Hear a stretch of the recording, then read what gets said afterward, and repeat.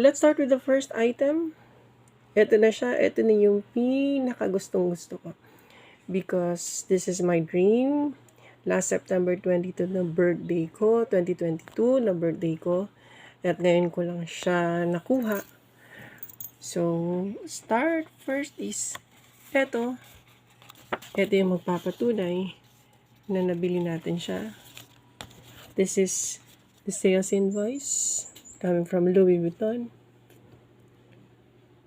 At nakamarka yung pangalan ko dyan. So, talagang akin to. Ito din yung description ng binili ko. And never mind about the price. Having said that, let's go. Papasukin na natin yung first item natin.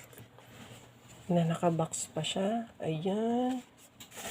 Open ko na. And then we will reveal kung ano yung nasa loob nito. Okay. Siya. Ito. Ito. Ito. Okay.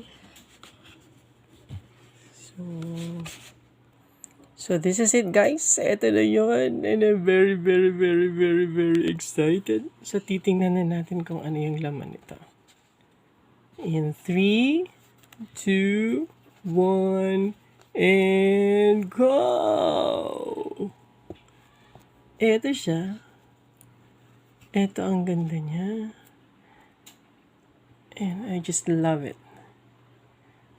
The first time na nakita ko to, I fell in love with this. So, meron siyang nakalagay din dito sa likod. Yan. So it's actually a bracelet, guys. That's it. This is my first and special Louis Vuitton item. Thank you. Thank you, thank you. Thank you for having you in me now. Thanks, Louis Vuitton Makati.